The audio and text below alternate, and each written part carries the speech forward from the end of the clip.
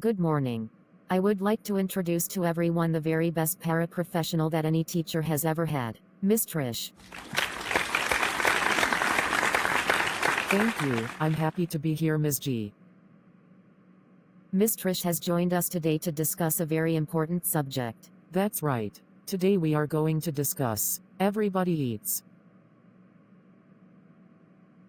Seriously, we already know that everybody eats.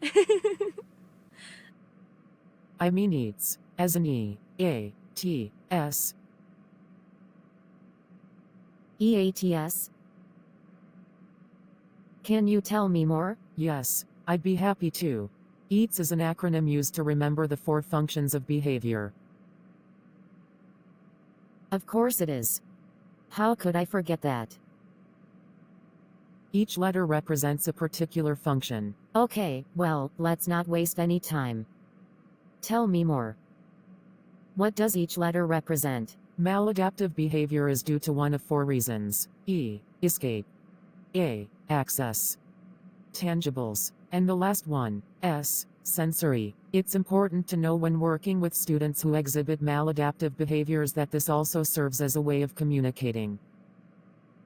We will discuss later how these behaviors are used to communicate. I look forward to hearing about how behaviors relate to communication. But for now, let's continuing discussing EATS. Once we determine the function, we can then offer acceptable replacement behaviors to extinguish maladaptive behaviors. How do we determine the function of any particular behavior? Often, one person might think it's one reason and another person thinks something else. True.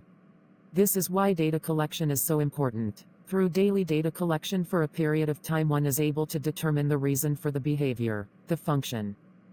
Okay, why data? Since data is being collected, scientific methods are being used. This eliminates guessing, which allows us to work to eliminate the maladaptive behaviors. Does the same behavior always serve the same function? It's important to remember that the same behavior does not always serve the same purpose. Can you explain what you mean by that? I would be happy to. For example, let's say a student covers his ears, starts humming loudly, while rocking back and forth. I have witnessed this before. Without taking data, your first thought might be this is a sensory issue. By covering his ears, he is able to block out the noise in the classroom, which might be creating an overload. I agree.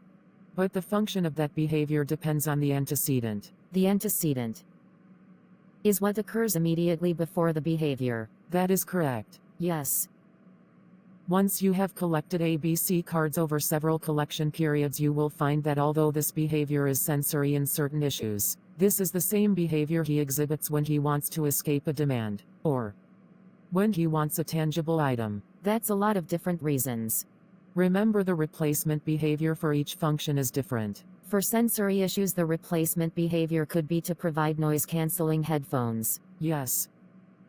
And the other reasons would have different replacement behaviors that are individualized to each student. I agree. It's important to remember that one size does not fit all. Our students are individuals, and any interventions we have for them should be what is best practice for that student. I totally agree.